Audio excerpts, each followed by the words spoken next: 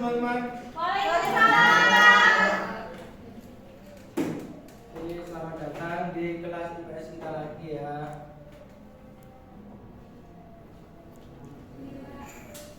Ya, Pak.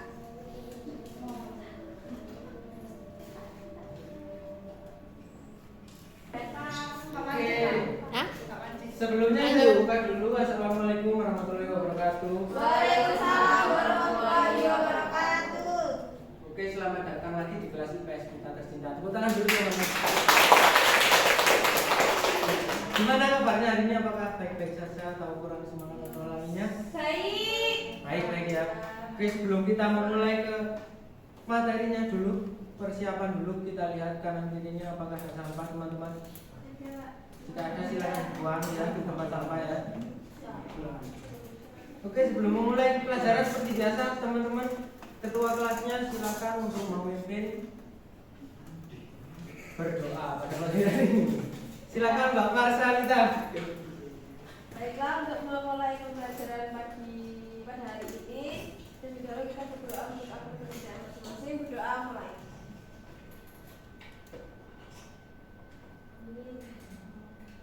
Doa selesai. Oke, berdoa selesai. Alhamdulillah ya, semuanya sehat. Kita presensi dulu dari Mas Fat Agung Ali Fajar Ridianto. Hadir Pak. Mbak Maya Lutfiana, Mbak Putri Puspitasari, Mbak Putri Lailia, Mbak Lalita, Mbak Nita, Hadir. Mbak Marsalita, Hadir. Mbak Santiana, Hadir. dan Mbak Ica. Hadir. Dan yang terakhir Mas Zulfan. Gak masuk, Pak. Zulfan tidak masuk, kenapa tidak masuk? Sakit, Pak. Sakit. Ya. Oke, yang nggak masuk Mas Zulfan saja ya. Ada lagi? Kita doakan saja ya, semoga Mas Zulfan segera sembuh ya karena sakit. Kasihan ya. Oke, sebelum kita masuk ke materi, saya mau tanya kepada teman-teman, apa saja merek HP dari anak-anak? Coba dari Mas Fajar. Kira-kira HP-nya mereknya apa? iPhone, Pak. iPhone, keren sekali. Tepuk tangan dulu Mbak Maya. iPhone. Lalu yang lainnya mungkin Mbak Maya, HP-nya apa mereknya? Oppo, Pak. Oppo. Yang Mbak Putri? Vivo. Mbak Lolita? Oppo. Lalu Mbak Nita? Nokia, Pak. Nokia. Oh, bagus sekali ya, masih Nokia. Awet. Awet ya. Lalu Mbak Putri? Samsung, Pak. Samsung ya. Dari sekian banyaknya merek HP yang kalian punya ini, adakah HP yang diproduksi di dalam negeri atau diproduksi oleh perusahaan dalam negeri? Apa ada? Apa? Apa? Atau itu dari perusahaan dalam negeri? Apakah perusahaan dalam negeri? Ya. Ya, yang lain kayak Xiaomi itu kira-kira dari mana? Nah, HP dari luar negeri kenapa kok bisa masuk di Indonesia? Kira-kira itu lewat impor atau ekspor? Kalau dari luar ke dalam negeri? Impor lah, betul sekali. Lewat kegiatan yang namanya perdagangan internasional, yaitu prosesnya namanya impor. Nah, hari ini kita akan belajar perdagangan internasional ya. Nah, sebelumnya ini ada tujuan pembelajaran, silakan dibaca Mbak Putri Lailia. Tujuan pembelajaran pertama, siswa mampu menjelaskan proses kegiatan ekspor dan impor. Kedua, siswa mampu menganalisis kerjasama ekonomi antar negara. Ketiga, siswa mampu mempresentasikan perkembangan iptek mempengaruhi ekonomi suatu negara. Nah, betul sekali ya. Jadi hari ini kita akan membahas terkait perdagangan internasional, terkait dengan ekspor impor, lalu kerjasama ekonomi antar negara, dan juga pengaruh iptek kepada ekonomi di suatu negara. Oke, kita lanjutkan. Nah, yang pertama di sini ada perdagangan internasional. Apa itu perdagangan internasional? Perdagangan internasional adalah kegiatan yang terkait dengan transaksi barang ataupun jasa ya teman-teman, yang terjadi antar negara dengan tujuan untuk memperoleh keuntungan. Nah, perdagangan internasional ini dapat disebut pula sebagai kegiatan internasional trade atau perdagangan internasional yang merupakan kegiatan ekspor dan impor. Nah, perdagangan internasional ini pastinya di setiap negara itu melakukan yang namanya perdagangan internasional karena berbagai faktor seperti keadaan alam dan lain sebagainya yang mengharuskan suatu negara membeli barang atau produk di negara lain dan mengekspor barangnya ke negara lain. Nah, terkait dengan ekspor dan impor, apa itu ekspor dan impor? Ekspor adalah kegiatan menjual produk, barang atau jasa ke luar negeri dan sebaliknya. Impor adalah kegiatan membeli produk atau barang dari luar negeri. Oke, untuk memperjelas materi pada pagi hari ini, kita akan menonton video teman-teman. Tepuk tangan dulu teman-teman. Oke, gimana teman-teman ya?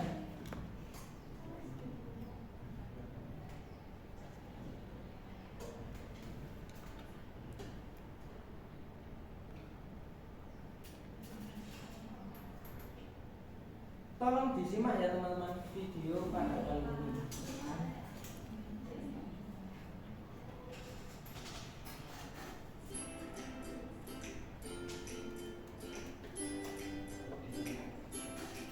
Hai, ini ayahku. Dia seorang importir. Kali ini aku akan ikut melihat kerjanya. Aku akan mengenal beberapa cara dan alat pembayaran internasional loh.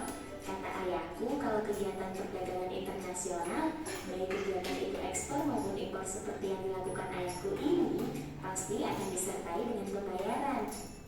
Mungkin saat ini yang kamu ketahui, kalau alat pembayaran ini hanya dilakukan secara tunai atau full body money saja. Eits, ternyata tidak hanya itu saja loh, ada pembayaran yang lainnya juga. Ada banyak alternatif yang bisa kamu gunakan sebagai bentuk transaksi. Ayahku sedang mengurus pembayaran dengan cara wesel atau bill of exchange, di mana pembayaran ini menggunakan surat perintah tertulis untuk membayar sejumlah uang dengan tanggal jatuh temponya. Dalam hal ini ayahku seorang importir. Dia menerima surat tagihan dari eksportir, kemudian membuat surat janji pembayaran atau mengaset surat tagihan tersebut dan dikirimkan kembali ke eksportirnya.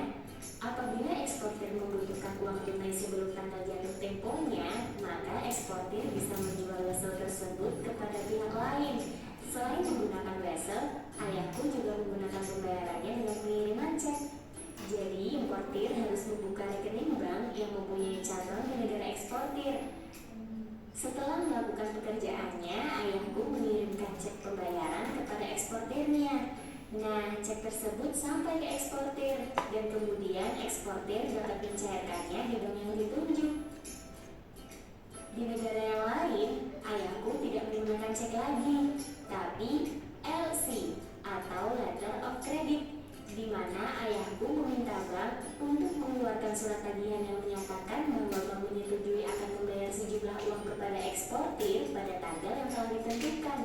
Selain cara pembayaran tersebut, ayahku juga menggunakan cara kompensasi pribadi, di mana pembayaran ini dilakukan dengan cara mengkompensasikan antara eksportir dengan importir dalam satu negara. Aku lihat ternyata alat pembayaran internasional itu tidak hanya uang tunai saja ya. Ada barang dapat juga digunakan sebagai alat bayar. Misalnya nih, hasil kekayaan alam dan sejenisnya, di mana besar atau kecilnya barang yang akan diserahkan sesuai dengan besarnya nilai uang yang harus dibayar. Selain itu, ada emas. Pembayaran dengan emas ini dilakukan dengan menentukan berapa nilai suatu barang terhadap emas, baru kemudian dibayarkan sesuai dengan harga emas dari barang tersebut. Sistem ini digunakan untuk menjaga nilai dari harga suatu barang supaya tidak rusak oleh inflasi. Kata ayahku, pembayaran dengan emas itu biasanya dilakukan untuk pembayaran barang berharga yang cukup tinggi nilainya. Nah, itu tadi beberapa cara dan alat pembayaran dalam perdagangan internasional. Semoga bermanfaat. Sampai jumpa di pembelajaran asyik lainnya.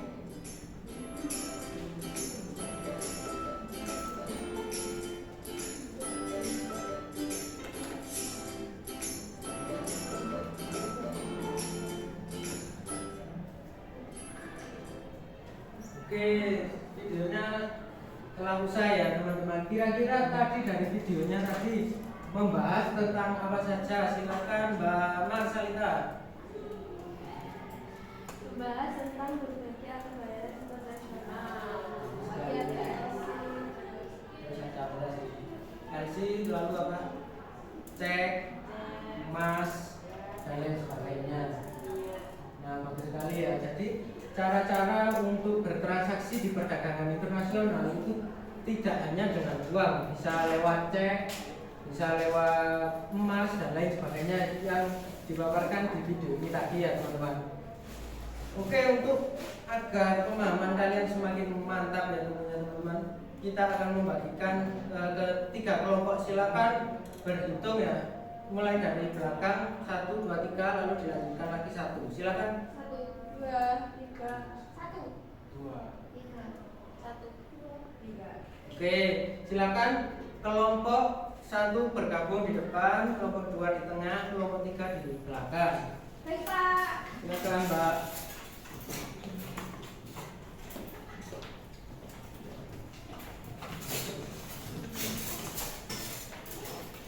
Oke, sudah berkumpul semuanya? Sudah. Nah, ini akan saya bagikan LKPD.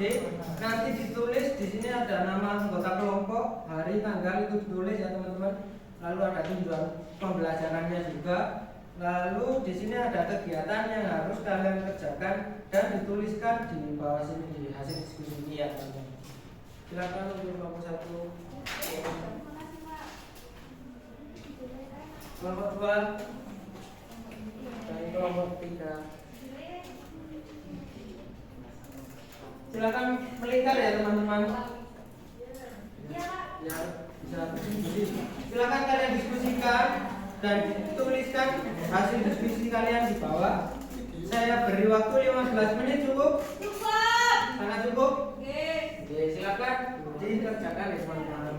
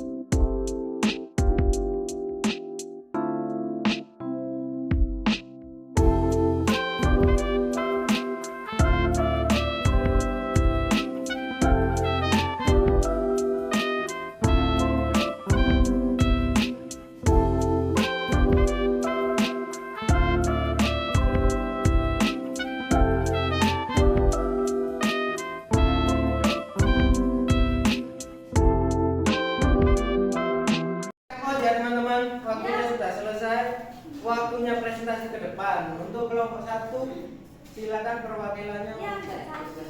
Silakan Mbak Santi atau Mbak Anita atau Mbak Maya. Sebentar ya Pak. Ya. Ini diskusi Mas bingung yang mana yang bingung? ini Sudah ya. Oke, silakan Mbak Santi. Tepuk tangan dulu untuk Mbak Santi.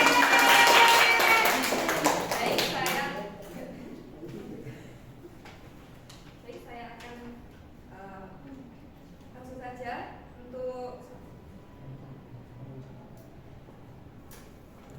yang pertama yaitu analisislah bagaimana cara transaksi perdagangan internasional.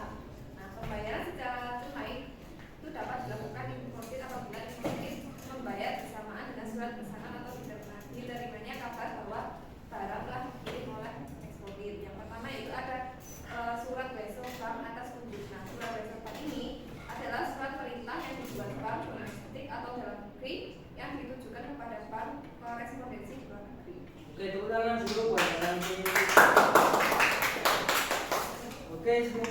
Selanjutnya dari kelompok 2, silakan siapa yang ingin maju? Silakan Bang Marsha.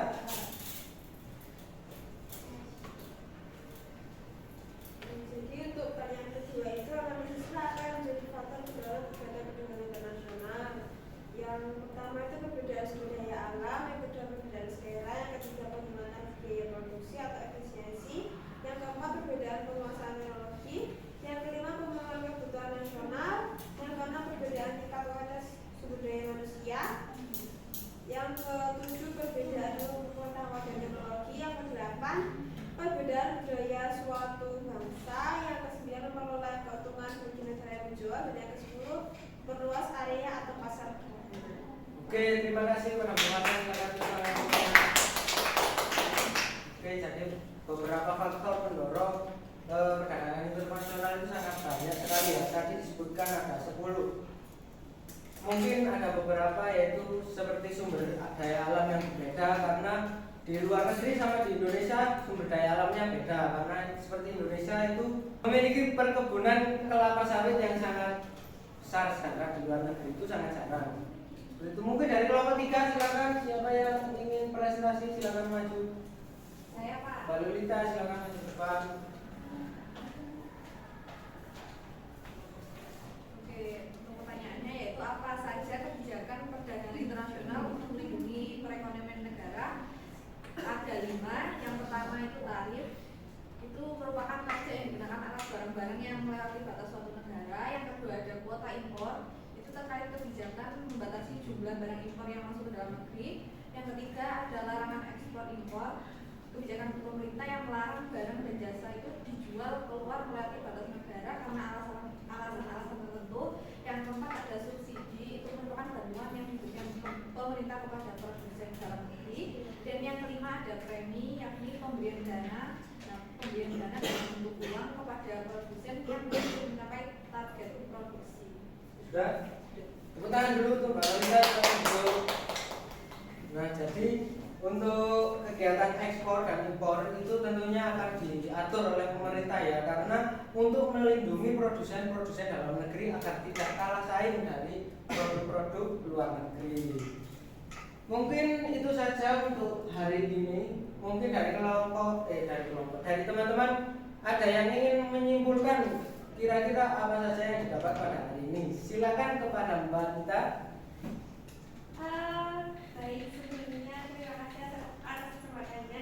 Mungkin di menyimpulkan ya pembelajaran hari ini itu kita belajar tentang proses ekspor impor yang ternyata itu dilakukan karena setiap daerah itu memiliki sumber daya alam yang berbeda.